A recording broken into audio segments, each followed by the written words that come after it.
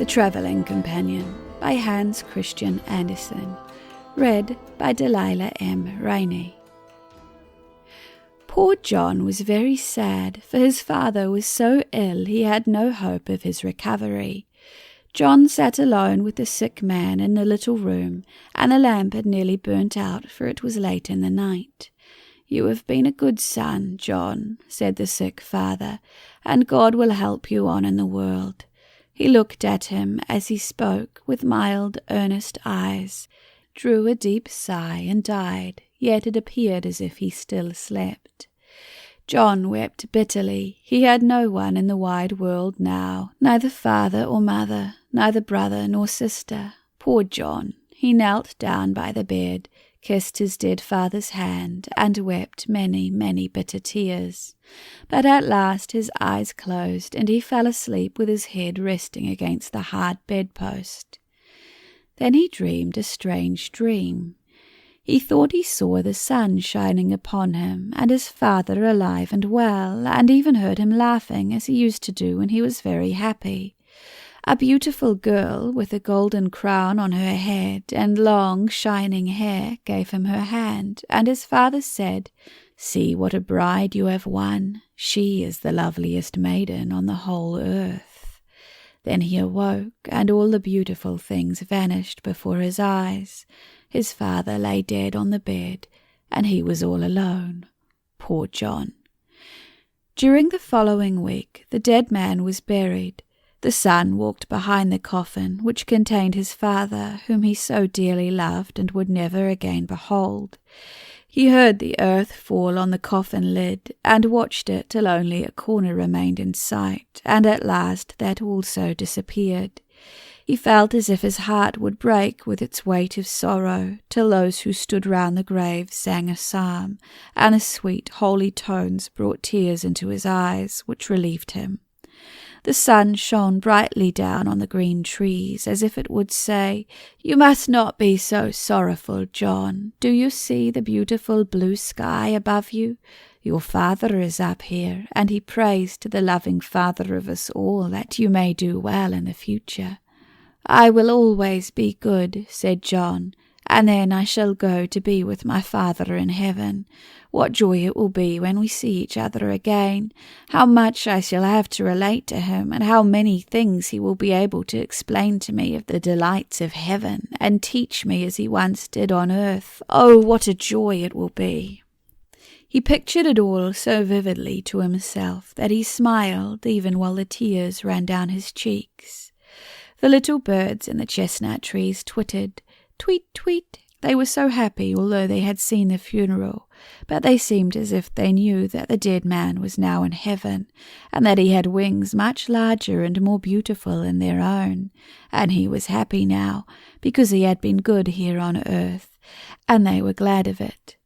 John saw them fly away out of the green trees into the wide world, and he longed to fly with them. But first he cut out a large wooden cross to place on his father's grave, and when he brought it there in the evening, he found the grave had been decorated with stones and flowers. Strangers had done this, they who had known the good old father who was now dead, and who had loved him very much. Early the next morning, John packed up his little bundle of clothes and placed his inheritance, which consisted of $50 and a few silver shillings, into his girdle. With this he determined to try his fortune in the world. But first he went into the churchyard, and, by his father's grave, he offered up a prayer and said farewell. As he passed through the fields, all the flowers looked fresh and beautiful in the warm sunshine, and nodded in the wind as if they wished to say, "Welcome to the green wood, where all is fresh and bright." Then John turned to have one more look at the old church in which he had been christened in his infancy, and where his father had taken him every Sunday to hear the service and join in singing the psalms. As he looked at the old tower, he espied the church goblin at one of the narrow openings, with his little pointed red cap on his head, and shading his eyes from the sun with his bent arm. John nodded farewell to him, and the little church goblin waved his red cap, laid his hand on his heart, and kissed his hand to him a great many times to show that he felt kindly towards him and wished him a prosperous journey. John continued his journey and thought of all the wonderful things he should see in the large, beautiful world, till he found himself farther away from home than he had ever been before. He did not even know the names of the places he passed through, and could scarcely understand the language of the people he met, for he was very far away in a strange land. The first night he slept on a haystack out in the fields, for there was no other bed for him. But it seemed to him so nice and comfortable that even a king need not wish for a better bed. The field, the brook, and the haystack, with the blue sky above, formed a beautiful sleeping room. The green grass with the little red and white flowers was the carpet.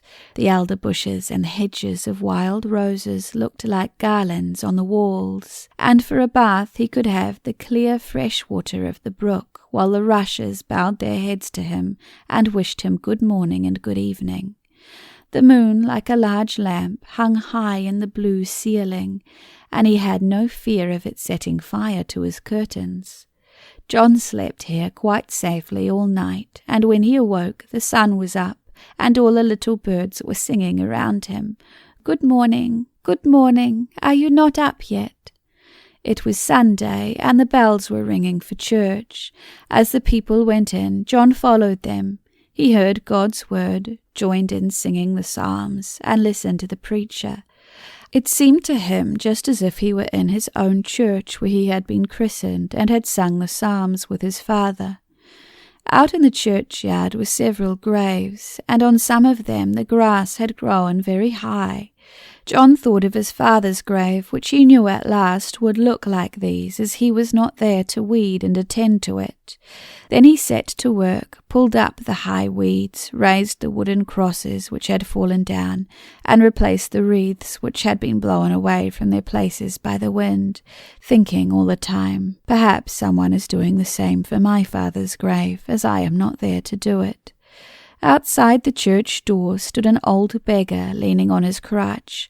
John gave him his silver shillings, and then he continued on his journey, feeling lighter and happier than ever.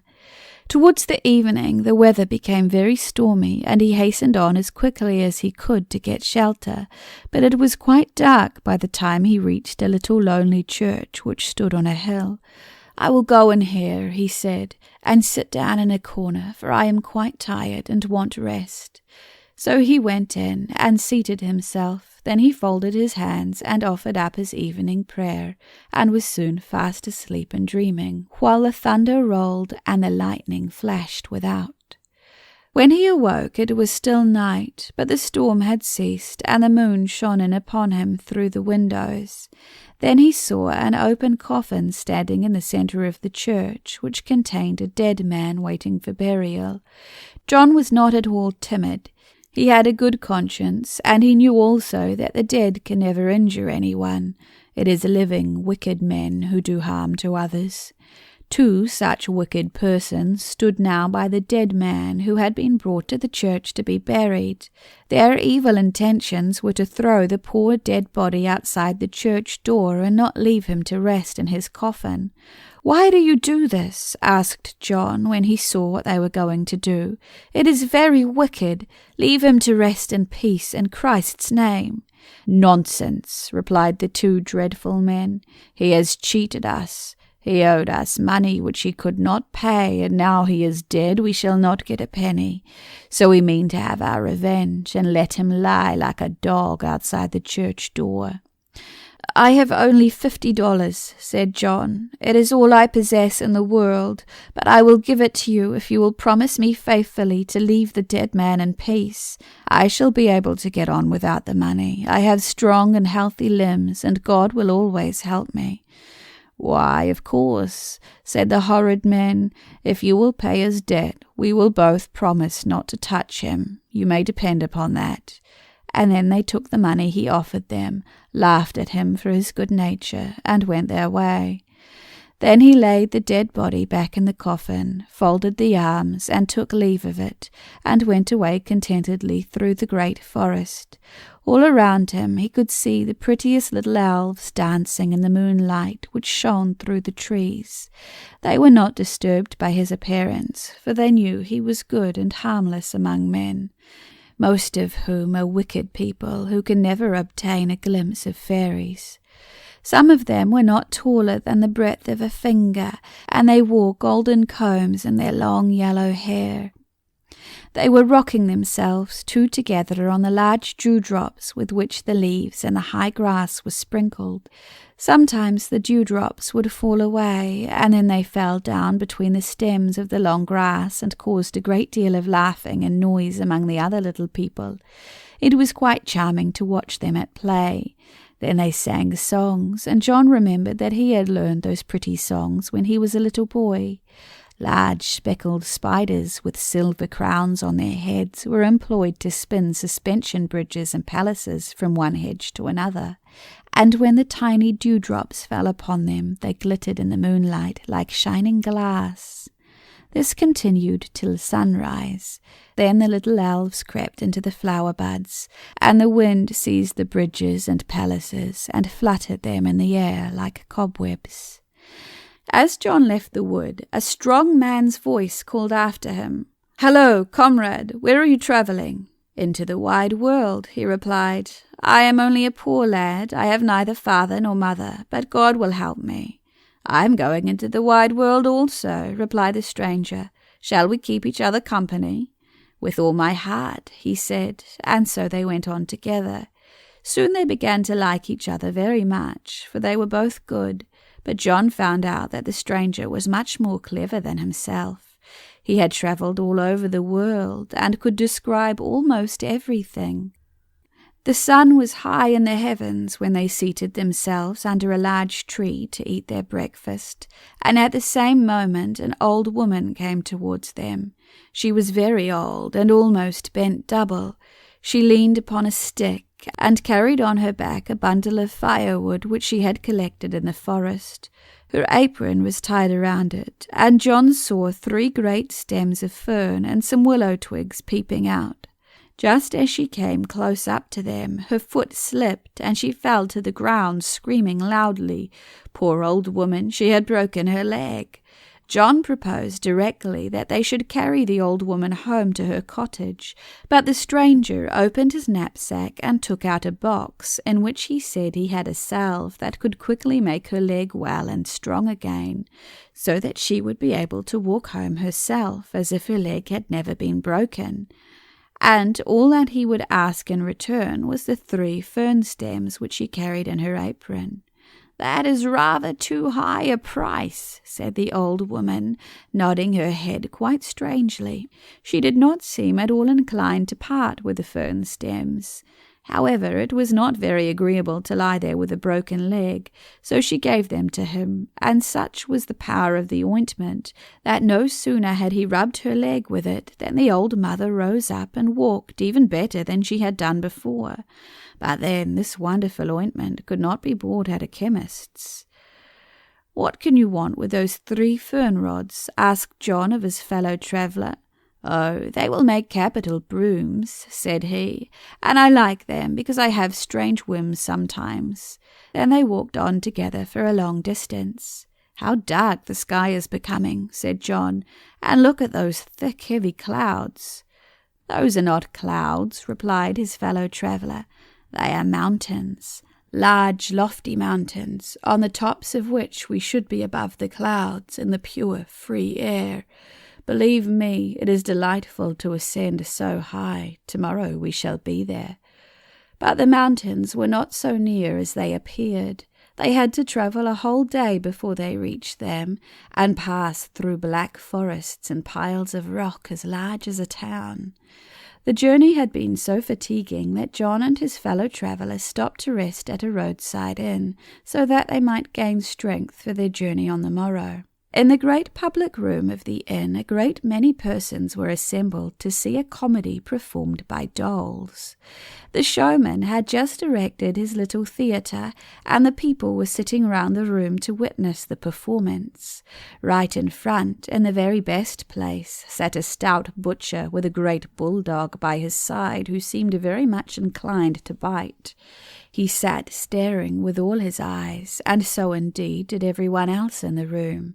And then the play began. It was a pretty piece, with a king and a queen in it, who sat on a beautiful throne, and had gold crowns on their heads. The trains to their dresses were very long, according to the fashion, while the prettiest of wooden dolls, with glass eyes and large moustaches, stood at the doors and opened and shut them, that the fresh air might come into the room. It was a very pleasant play, not at all mournful, but just as the queen stood up and walked across the stage, the great bulldog, who should have been held back by his master, made a spring forward and caught the queen in the teeth by the slender wrist so that it snapped in two. This was a very dreadful disaster. The poor man who was exhibiting the dolls was much annoyed and quite sad about his queen. She was the prettiest doll he had, and the bulldog had broken her head and shoulders off. But after all the people were gone away, the stranger who came with John said that he could soon set her to rights. And then he brought out his box and rubbed the doll with some of the salve with which he had cured the old woman when she broke her leg. As soon as this was done, the doll's back became quite right again. Her head and shoulders were fixed on, and she could even move her limbs herself. There was now no occasion to pull the wires, for the doll acted just like a living creature, except that she could not speak. The man to whom the show belonged was quite delighted at having a doll who could dance of herself without being pulled by wires. None of the other dolls could do this. During the night, when all the people at the inn were gone to bed, someone was heard to sigh so deeply and painfully, and the sighing continued for so long a time that everyone got up to see what could be the matter. The showman went at once to his little theatre and found that it proceeded from the dolls, who all lay on the floor sighing piteously and staring with their glass eyes. They all wanted to be rubbed with the ointment, so that, like the queen, they might be able to move of themselves. The queen threw herself on her knees, took off her beautiful crown, and, holding it in her hand, cried, "Take this from me, but do rub my husband and his courtiers." The poor man who owned the theatre could scarcely refrain from weeping. He was so sorry that he could not help them. Then he immediately spoke to John's comrade and promised him all the money he might receive at the next evening's performance if he would only rub the ointment on 4 or 5 of his dolls. But the fellow traveller said he did not require anything in return, excepting the sword which the showman wore by his side. As soon as he received the sword, he anointed 6 of the dolls with the ointment, and they were able immediately to dance so gracefully that all the living girls in the room could not help joining in the dance. The coachman danced with the cook, and the waiters with the chambermaids, and all the strangers joined. Even the tongs and the fire shovel made an attempt, but they fell down after the first jump.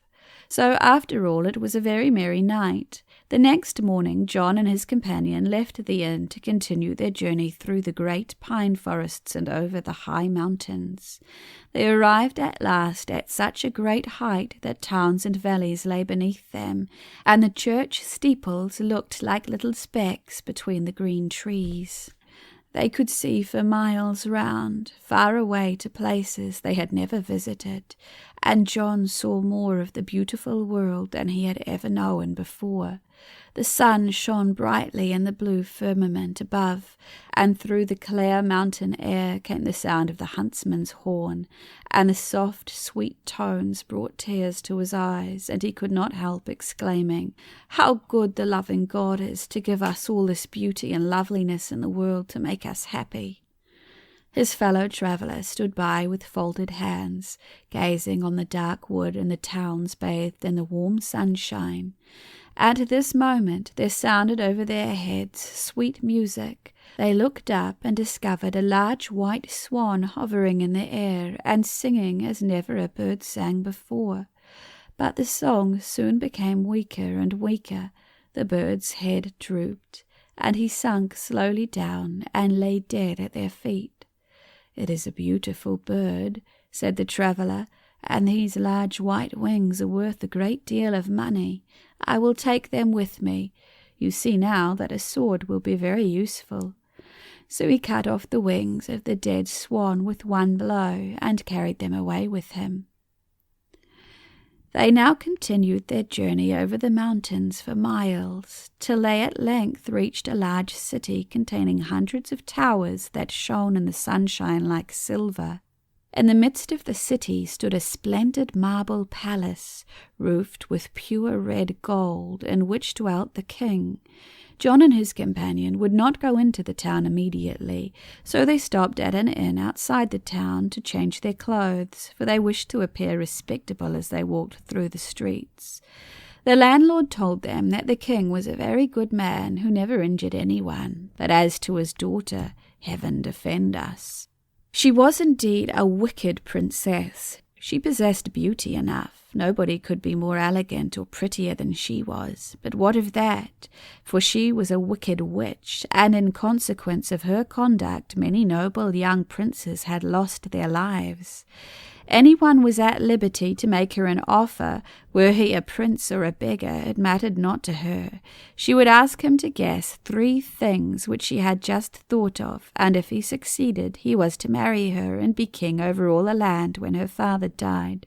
But if he could not guess these 3 things, then she ordered him to be hanged or to have his head cut off.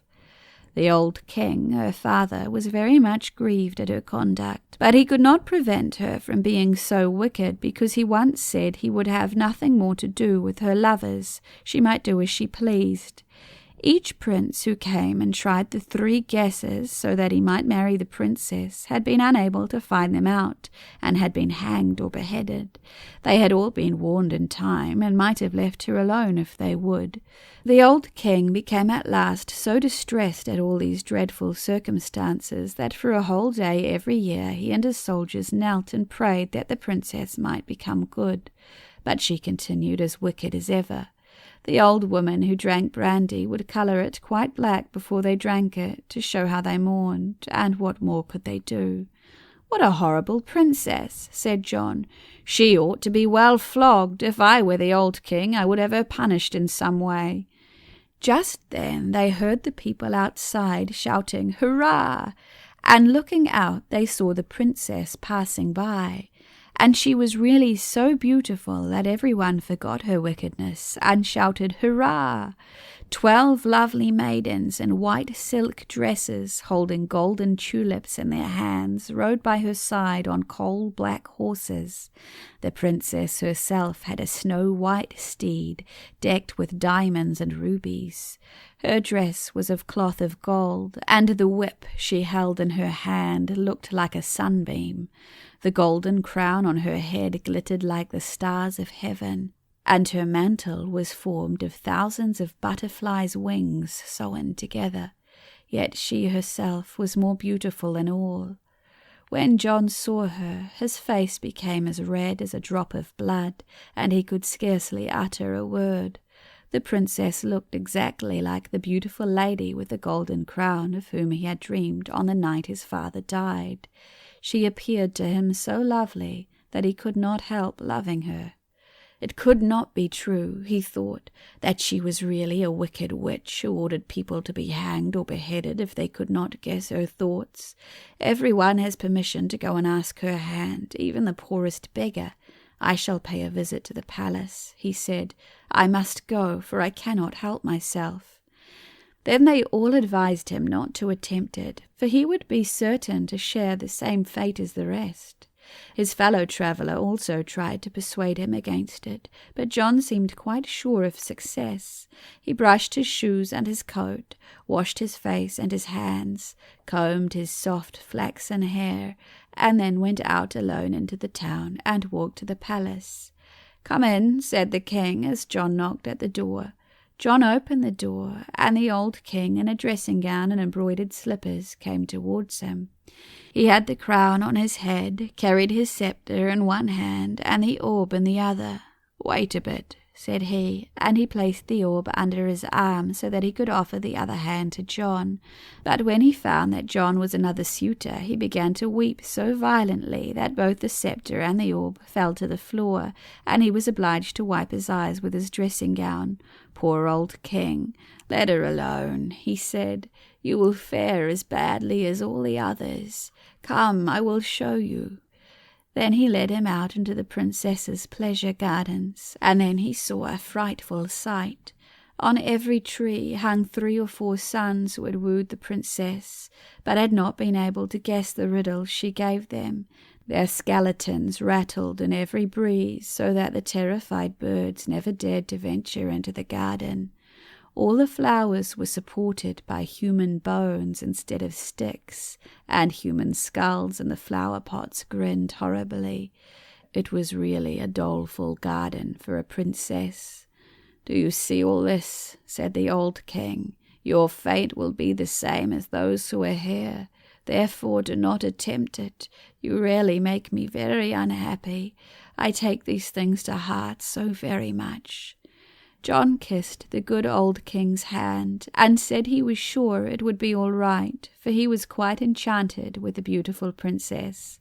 Then the princess herself came riding into the palace yard with all her ladies, and he wished her good morning. She looked wonderfully fair and lovely when she offered her hand to John, and he loved her more than ever.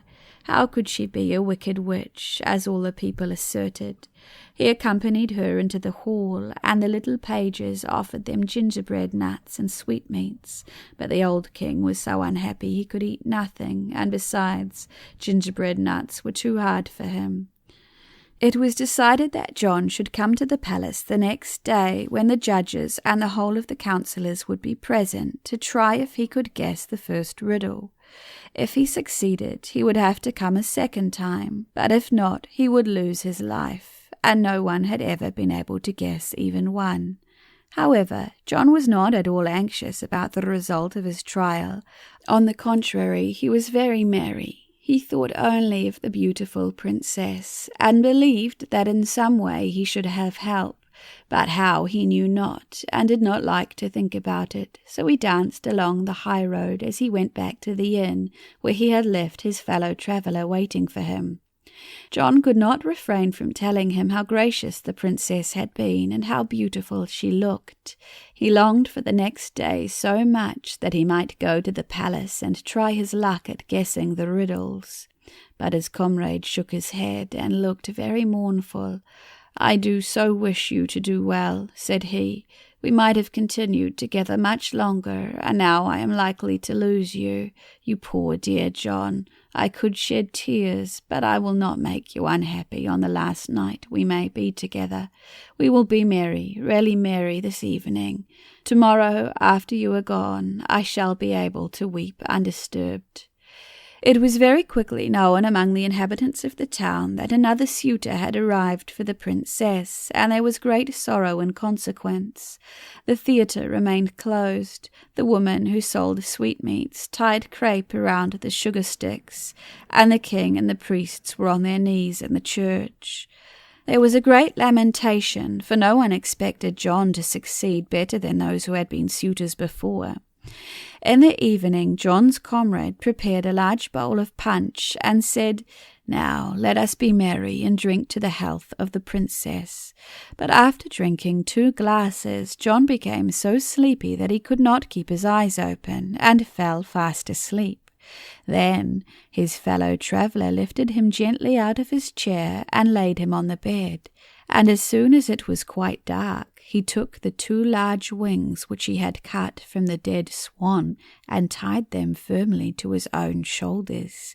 Then he put into his pocket the largest of the 3 rods which he had obtained from the old woman who had fallen and broken her leg. After this he opened the window and flew away over the town, straight towards the palace, and seated himself in a corner under the window which looked into the bedroom of the princess. The town was perfectly still when the clock struck 11:45.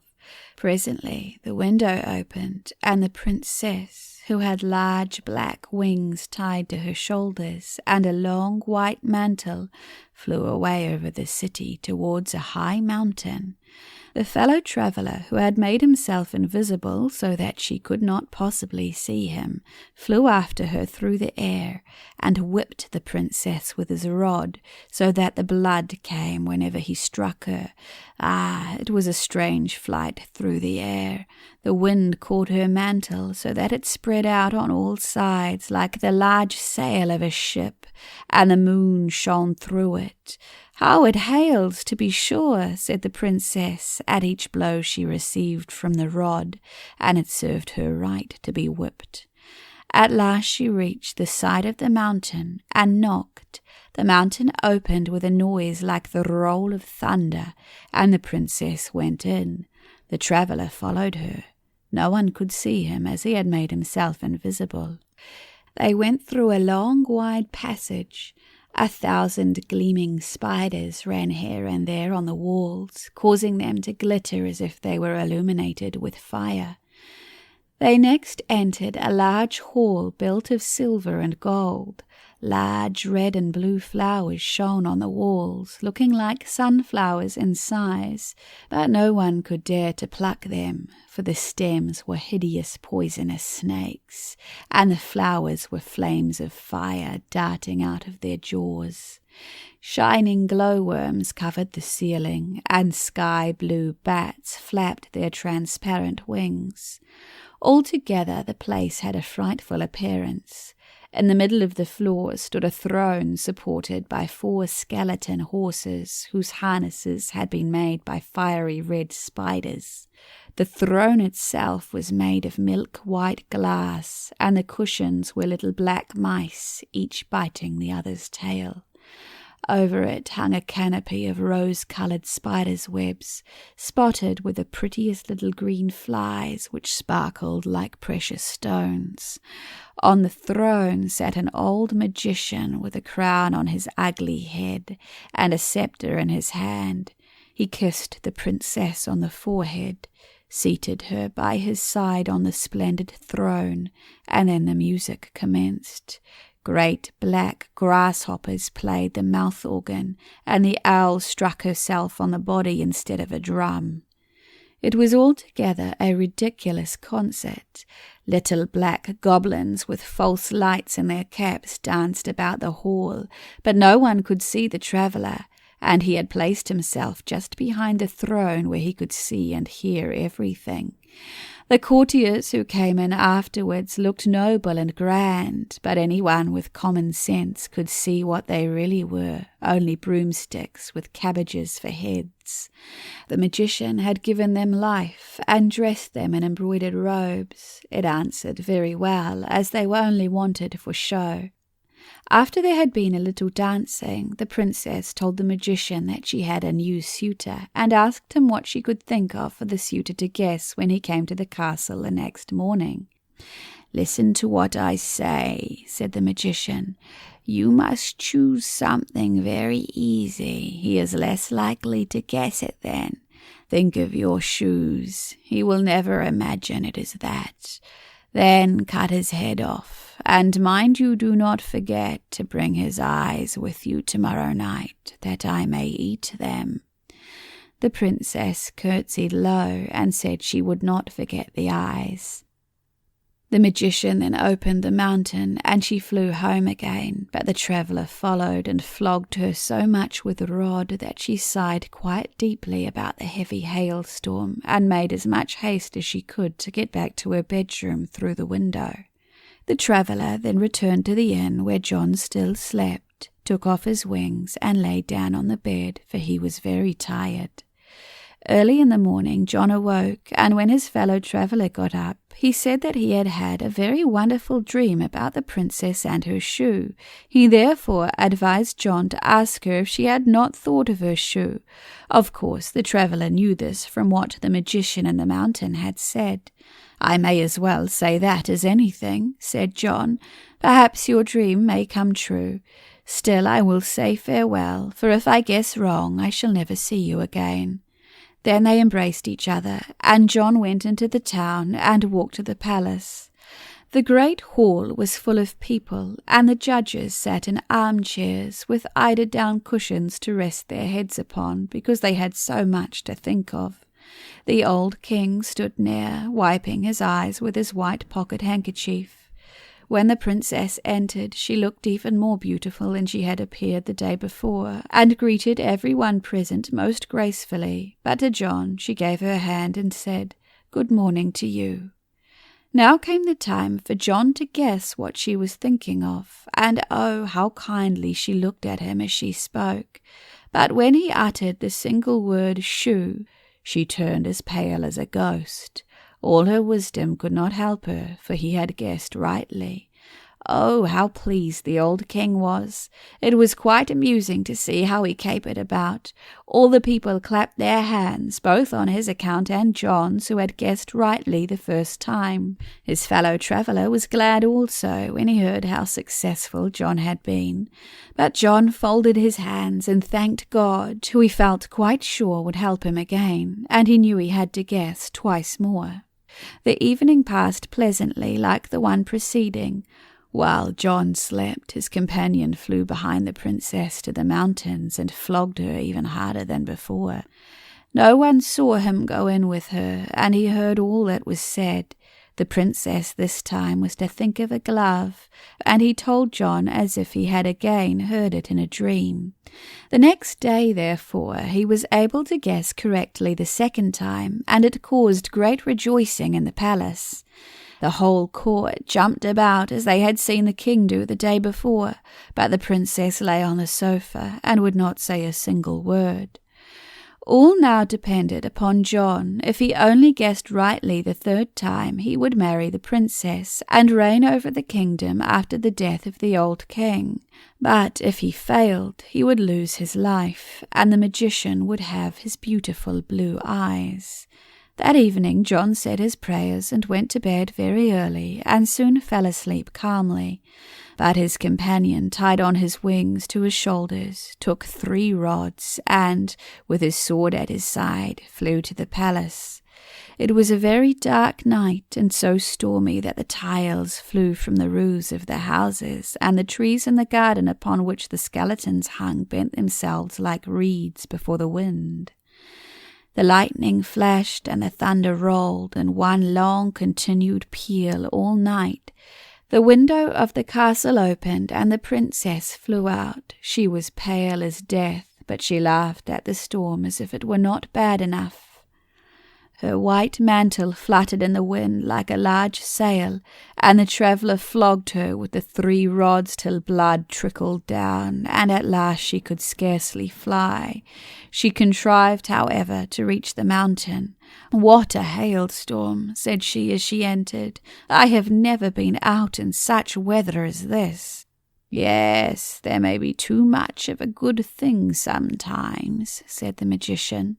Then the princess told him that John had guessed rightly a second time, and if he succeeded the next morning, he would win, and she could never come to the mountain again or practice magic as she had done, and therefore she was quite unhappy. "I will find out something for you to think of, which he will never guess, unless he is a greater conjurer than myself. But now let us be merry." Then he took the princess by both hands, and they danced with all the little goblins and jack-o'-lanterns in the room. The red spiders sprang here and there on the walls quite as merrily, and the flowers of fire appeared as if they were throwing out sparks. The owl beat the drum, the crickets whistled, and the grasshoppers played the mouth-organ. It was a very ridiculous ball. After they had danced enough, the princess was obliged to go home for fear she should be missed at the palace. The magician offered to go with her, that they might be company with each other on the way. Then they flew away through the bad weather, and the traveller followed them, and broke his 3 rods across their shoulders. The magician had never been out in such a hailstorm as this. Just by the palace the magician stopped to wish the princess farewell, and to whisper in her ear, "Tomorrow think of my head." But the traveller heard it, and just as the princess slipped through the window into her bedroom and the magician turned round to fly back to the mountain, he seized him by the long black beard and with his sabre cut off the wicked conjurer's head just behind his shoulders so that he could not even see who it was. He threw the body into the sea to the fishes, and after dipping the head into the water, he tied it up in a silk handkerchief, took it with him to the inn, and then went to bed. The next morning he gave John the handkerchief, and told him not to untie it till the princess asked him what she was thinking of. There were so many in the great hall of the palace that they stood as thick as radishes tied together in a bundle. The council sat in their armchairs with the white cushions. The old king wore new robes and a golden crown, and the golden crown and sceptre had been polished up so that he looked quite smart, but the princess was very pale and wore a black dress as if she were going to a funeral. "What have I thought of?" asked the princess of John. He immediately untied the handkerchief, and was himself quite frightened when he saw the head of the ugly magician. Everyone shuddered, for it was terrible to look at, but the princess sat like a statue and could not utter a single word. At length she rose and gave John her hand, for he had guessed rightly. She looked at no one, but sighed deeply and said, "You are my master now. This evening our marriage must take place." "I am very pleased to hear it," said the old king. "It is just what I wish." Then all the people shouted hurrah. The band played music in the streets, the bells rang, and the cake woman took the black crepe off the sugar sticks. There was universal joy. 3 oxen stuffed with ducks and chickens were roasted whole in the marketplace, where everyone might help himself to a slice. The fountain spouted forth the most delicious wine, and whoever bought a penny loaf at the baker's received 6 large buns full of raisins as a present. In the evening the whole town was illuminated. The soldiers fired off cannons, and the boys let off crackers. There was eating and drinking, dancing and jumping everywhere. In the palace, the high-born gentlemen and beautiful ladies danced with each other, and they could be heard at a great distance singing the following song. "Here are maidens young and fair, dancing in the summer air. Like 2 spinning wheels at play, pretty maidens, dance away. Dance the spring and summer through, till the sole falls from your shoe." But the princess was still a witch, and she could not love John. His fellow traveller had thought of that, so he gave John 3 feathers out of the swan's wings, and a little bottle with a few drops in it. He told him to place a large bath full of water by the princess's bed, and put the feathers and the drops into it. Then, at the moment she was about to get into bed, he must give her a little push so that she might fall into the water, and then dip her 3 times. This would destroy the power of the magician, and she would love him very much. John did all that his companion told him to do. The princess shrieked aloud when he dipped her under the water the first time, and struggled under his hands in the form of a great black swan with fiery eyes. As she rose the second time from the water, the swan had become white with a black ring round its neck. John allowed the water to close once more over the bird, and at the same time it changed into a most beautiful princess. She was more lovely than ever before, and thanked him while her eyes sparkled with tears for having broken the spell of the magician. The next day the king came with the whole court to offer their congratulations, and stayed till quite late. Last of all came the travelling companion. He had his staff in his hand and his knapsack on his back. John kissed him many times and told him he must not go. He must remain with him, for he was the cause of all this good fortune. But the traveller shook his head and said gently and kindly, "No, my time is up now. I have only paid my debt to you. Do you remember the dead man whom the bad people wished to throw out of his coffin? You gave all you possessed that he might rest in his grave. I am that man." And as he said this, he vanished. The wedding festivities lasted a whole month. John and his princess loved each other dearly, and the old king lived to see many a happy day, when he took their little children on his knees and let them play with his sceptre. And John became king over the whole country. The end.